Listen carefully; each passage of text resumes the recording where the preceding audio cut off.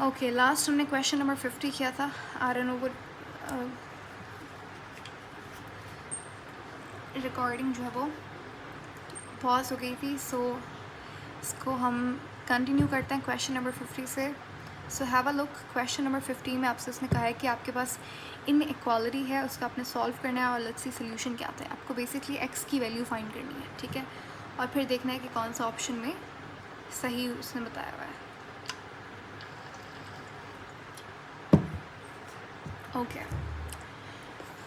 अच्छा, अगर आप इस क्वेश्चन को देखो तो आपके पास ये जो साइन है इसका मतलब होता है, ये एब्सोल्यूट वैल्यू बोलते हैं इसको। एब्सोल्यूट वैल्यू का मतलब क्या होता है कि साइन, जैसे अगर मैं कोई एब्सोल्यूट इस तरीके की जब आपको एब्सोल्यूट वैल्यू दी जाती है, जो भी चीज़ पॉजिटिव होगी वो हमेशा पॉजिटिव ही रहती है, जो नेगेटिव होगी वो पॉजिटिव हो जाएगी, ठीक है, और ज़ीरो ज़ीरो ही रहेगा। तो अब हम क्या करेंगे, इस इनइक्वालिटी को सॉल्व करेंगे और आपको फाइंड क्या करना है, आपको x की वैल्यू फाइंड करनी है, ठीक है। तो एक्स स्क्वायर प्लस, अब क्योंकि यहाँ पे हमारे पास साइन क्या था, साइन पॉजिटिव था, तो ये एज इट इज़ इसके एब्सोल्यूट वैल्यू के बाहर आ जाएगा। तो 4x plus 3 divided by 4 minus 3x मोर क्या बोलेंगे इसको, ग्रेटर देन इक्वल टू 0, ठीक है। अब आप इसे सॉल्व करें, कैसे सॉल्व करेंगे, पहले तो मुझे ये स्क्वायर रिमूव करना होगा। तो ये क्या है, क्वाड्रेटिक इक्वेशन है। तो मैं क्योंकि यहाँ पे स्पेस का थोड़ा सा मुझे प्रॉब्लम हो रही है, तो let's just solve this part. ये जो ऊपर वाली चीज़ है इसको हम यहाँ सॉल्व कर लेते हैं। क्या लिखा हुआ है, x square plus 4x plus 3, इसको मैं यहाँ सॉल्व कर लेती हूँ, ठीक है। आप क्वाड्रेटिक फार्मूला भी यूज़ कर सकते हैं, आप मिडिल टर्म ब्रेक यानी कि आप फैक्टराइजेशन कर सकते हैं। तो I will go with factorization, क्योंकि मुझे लगता है ये फैक्टर ब्रेक हो जाएगा आसानी से, छोटी छोटी वैल्यूज़ हैं, जल्दी भी हो जाएगा। सो कैसे फैक्टर ब्रेक करते हैं, 3 इंटू 1, 3 इंटू 1 इज़ 3। तो जब आप मल्टीप्लाई करें दोनों वैल्यूज़ को, आपके पास आंसर 1 आना चाहिए, और जब प्लस माइनस करें तो आंसर क्या आना चाहिए, 4, सही है। तो अगर मैं 3 को 1 से मल्टीप्लाई करूँ, आंसर 1 3 आ रहा है, बिल्कुल सही है। और अगर 3 को 1 से प्लस करूँ तो मेरे पास आंसर 4 आ रहा है। तो इसका मतलब ये है हमारे पास 4x का जो फैक्टर ब्रेक होगा वो 3x प्लस 1x होगा, समझ गए। जिसको फैक्टर्स ब्रेक करना, मिडिल टर्म ब्रेक करना नहीं आता, प्लीज़ अपना थोड़ा सा रिविजन करें क्वाड्रेटिक इक्वेशन को कैसे सॉल्व करता है। ये तो बेसिक मैथ्स है, ठीक है। एक्स स्क्वायर प्लस क्या होगा, 3x plus x plus 3। Basically आप क्या करते हैं, बीच वाली जो टर्म होती है ना, मिडिल टर्म, उसको ब्रेक करते हैं। ब्रेक मैंने कैसे किया, 3x प्लस एक्स। अब आप यहाँ पे क्या करेंगे, कॉमन लेंगे इन दोनों में और इन दोनों में। यहाँ पे कॉमन क्या आएगा, x। होपफुली ये नज़र आ रहा है, x कॉमन आ गया, पीछे मेरे पास क्या बचा, x प्लस 3। यहाँ पे कॉमन क्या है, +1 हमने कॉमन ले लिया, x प्लस 3। सो आपको पता कैसे लगेगा, तो आप सही कर रहे हैं, आपके पास ये दोनों वैल्यूज़ हमेशा सेम आनी चाहिए। तो x plus 1 x plus 3 is equal to 0। So x plus 1 is equal to 0, x plus 3 is equal to 0, x minus 1 हो जाएगा। x सिंपल है ना, देखो यहाँ पे +1 है, यहाँ पे जाएगा तो -1 हो जाएगा। इसी तरीके से ये हो जाएगा, x की वैल्यू हो जाएगी -3। अब मेरे पास जो ये चीज़ थी इसको मैंने सॉल्व कर लिया। आंसर क्या आया मेरे पास, एक x की वैल्यू आई -1, एक x की वैल्यू आई -3। तो इस बात से ये कंफर्म हो गया कि x की वैल्यू मेरे पास क्या आ रही है, एक -1 है, एक -3 है, ठीक है। उसके बाद ये जो नीचे लिखा हुआ है यहाँ पे 4 माइनस 3x, यहाँ पे भी आप x की वैल्यू फाइंड करोगे, सही है। कैसे फाइंड करेंगे, इसको आप इज़ इक्वल टू 0 रखेंगे, कंसिडर करेंगे, तो क्या हो जाएगा, ये -3x इज़ इक्वल टू 4, यहाँ पे पॉजिटिव है, वहाँ जाके नेगेटिव हो जाएगा, तो ये -4 हो गया। माइनस से माइनस कैंसिल, x की वैल्यू हो जाएगी 4/3, लेकिन पॉजिटिव में, ठीक है। तो ये 4/3। और क्या लिखा हुआ है यहाँ पे, क्या था, ग्रेटर देन इक्वल टू 0। यहाँ तक क्लियर हो गया, मैंने कुछ भी नहीं किया, जो क्वेश्चन था उसको सिंप्लीफाई किया अभी तक, ठीक है। अब आपको ऑप्शंस देखने हैं और यहाँ पे कंपेयर करना है कौन सा ऑप्शन सही है। एक बात तो, अब ये तीनों जो आपको वैल्यूज़ दिख रही हैं ये x की वैल्यूज़ हैं। इसका मतलब ये है कि x सबसे छोटा x कहाँ से शुरू हो रहा है, स्मॉलेस्ट वैल्यू ऑफ x क्या हो सकती है, -1 हो सकती है। तो x की वैल्यू जो है वो -1 से लेकर पॉजिटिव में क्या है 4/3, x की वैल्यू -1 की रेंज से लेकर 4/3 तक होनी चाहिए इस बीच में। ठीक हो गया। अब आप ऑप्शंस में देखें क्या चीज़ सही है। ऑप्शन ए में देखें each real x with x क्या लिखा हुआ है, लेस देन 4/3, बिल्कुल सही है। x क्या है, 4/3 से कम कम होगा, बिल्कुल ये मुझे सही लग रहा है ऑप्शन। 4/3 आई थी ना मेरी x की वैल्यू, उससे कह रहा है कम होगी x की value, which is right. Each value x with x not equal to -3/4, -3/4 है ही नहीं x की वैल्यू, ये गलत है। x this is greater than 4/3 which is strong, less than 4/3 होगा। ठीक है, आपने ही तो बोला कि सबसे स्मॉलेस्ट वैल्यू -1 है, सबसे लार्जेस्ट 4/3 है, 4/3 से ज़्यादा नहीं हो सकती x की वैल्यू। उसके बाद वो कहता है कि x more than 4/3 no, what is this is less than equal to 4/3, नहीं इक्वल टू भी नहीं होगा, तो option A is the perfect option here.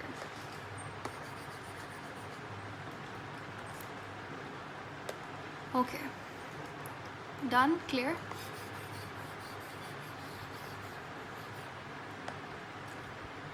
Next we have how many questions remaining, okay 3 more questions to go। उसके बाद हमारे पास physics वाले questions शुरू होना है। असल में IMET में क्या होता है कि आपके पास हेडिंग ये एक ही होती है, फिज़िक्स एंड मैथमेटिक्स, एंड फिर पहले 2-3 क्वेश्चंस मैथ्स के होते हैं, मतलब 6-7 क्वेश्चंस, और उसके बाद फिज़िक्स के यहाँ पे questions, and then that's it.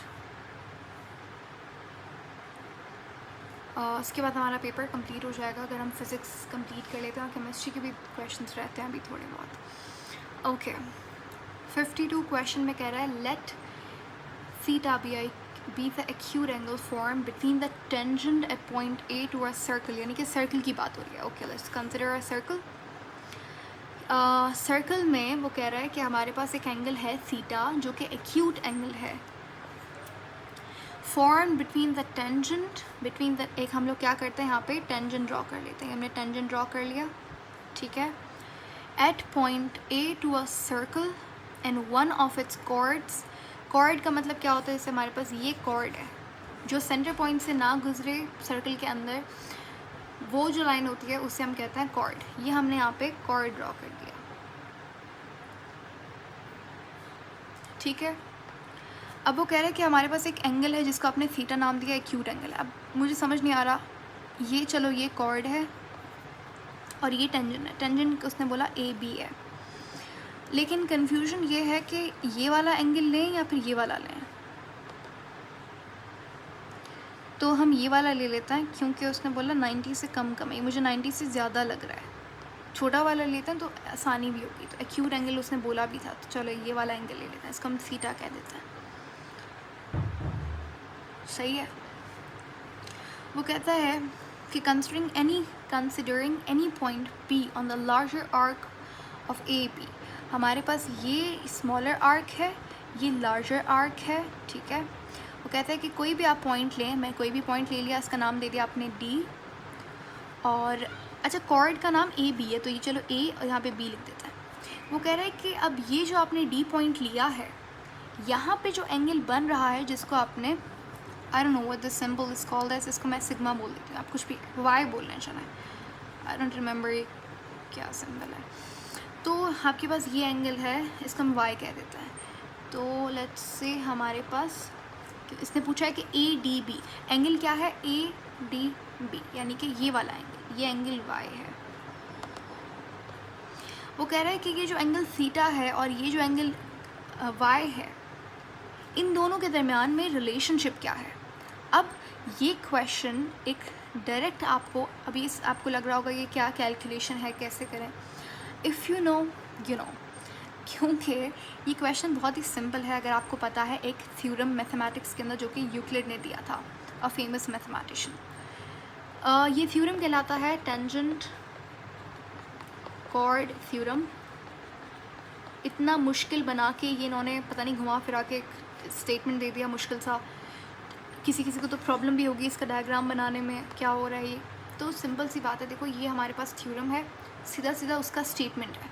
ये थ्योरम कहता है कि एक सर्कल में जब आप टेंजेंट बनाते हो और एक आपके पास कॉर्ड होता है, तो हमेशा जो आपके पास कॉर्ड और टेंजेंट के दरमियान में एंगल बनता है वो इक्वल होता है। क्या होता है? इक्वल होता है।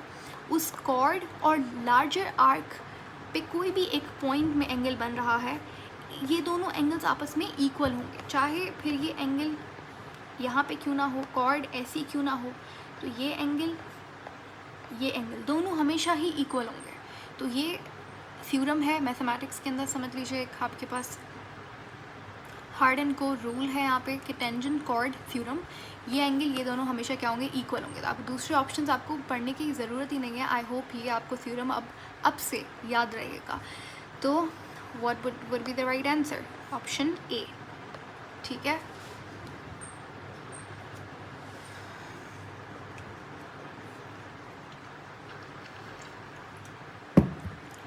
क्वेश्चन नंबर 53 है,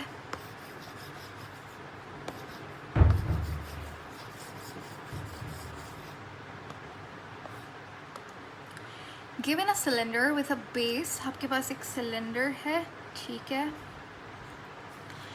विथ अ बेस और रेडियस 5 सेंटीमीटर। आपके पास रेडियस कितना है भाई? इसकी बेस है, बेस का रेडियस है 5 सेंटीमीटर।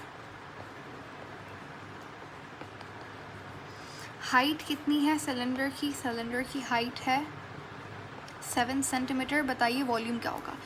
Okay, simple. अगर आपको फार्मूला याद है आप आसानी से इस क्वेश्चन को क्रैक कर सकते हो एंड यूल स्कोर ग्रेट क्योंकि इसमें फार्मूला अप्लाई होगा वॉल्यूम ऑफ सिलेंडर का। अब if you didn't know this before तो आप ये फार्मूला याद कर लो। सिलेंडर के वॉल्यूम का फार्मूला होता है पाई आर स्क्वायर एच, ऐसे ही होता है, हाँ। तो पाई आर स्क्वायर एच। अच्छा, ऑप्शंस में देखो इन्होंने पाई की वैल्यू पुट नहीं की, तो और भी कैलकुलेशन आसान होगी, तो आप पाई को जस्ट पाई ही रहने दें। अगर प्रॉब्लम हो रही है इस फार्मूला को याद करने में तो मैं इस तरीके से भी आप कर सकते हैं, मैंने इसे किया हुआ है कि पाई आर स्क्वायर एरिया का फार्मूला होता है ऑफ सर्कल। अगर आप उसके अंदर एच डाल दोगे तो आपके पास वॉल्यूम ऑफ सिलेंडर बन जाएगा। तो पाई आर स्क्वायर एच, ठीक है। पाई को एज इट इज़ रखेंगे। रेडियस की वैल्यू कितनी है? 5 का स्क्वायर है। हाइट कितनी है आपके पास? हाइट है 7। ये हो गया पाई 5 × 5 इज़ 25 मल्टीप्लाइड बाय 7। 25 को 7 से मल्टीप्लाई करेंगे, ये हो जाएगा 35। 7 × 2 इज़ 14, 17। तो 175 पाई ये आपके पास आएगा वॉल्यूम, 175 पाई सेंटीमीटर क्यूब। कौन सा ऑप्शन सही है? Option A.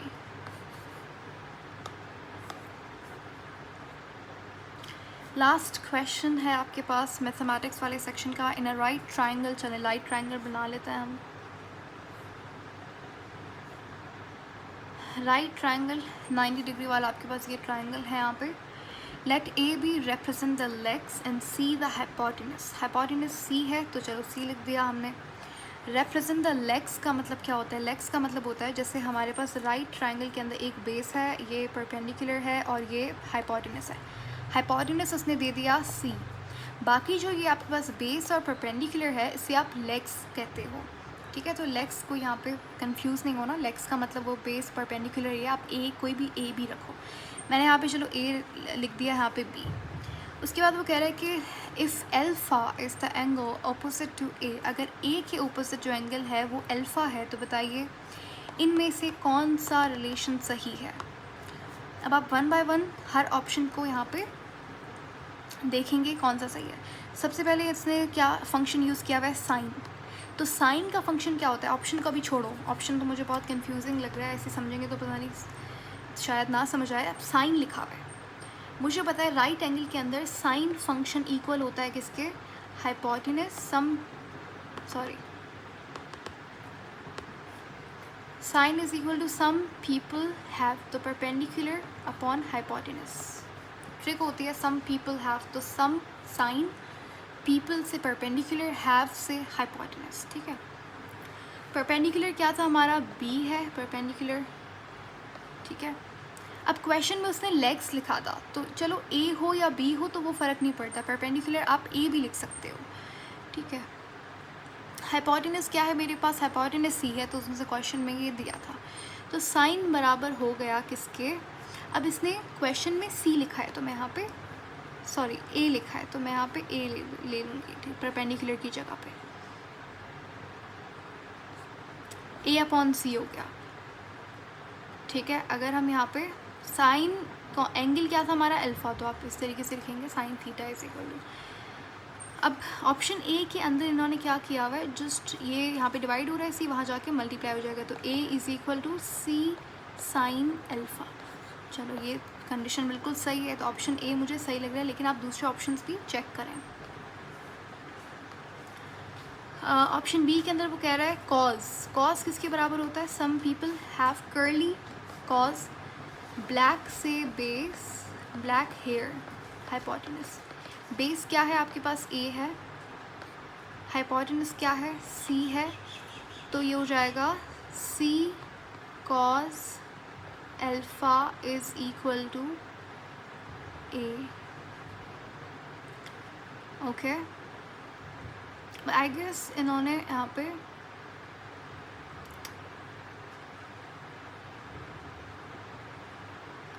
Okay option B के अंदर भी बिल्कुल यही लिखा हुआ है, ऐसा ही है, C cos alpha is equal to A, ठीक है। ऑप्शन सी में देखें साइन, अब ये वाला तो मुझे सही नहीं लग रहा, क्योंकि साइन का हमने ऑलरेडी फंक्शन निकाल लिया है, कॉस भी हमने निकाल लिया है, तो इन दोनों का आंसर तो ये ही आ रहा है, ठीक है। तो ऑप्शन ए और बी में अब यहाँ पे हमारे पास टाई है, लेकिन ऑप्शन बी यहाँ पे, option A is the right option, option A क्यों राइट है, क्योंकि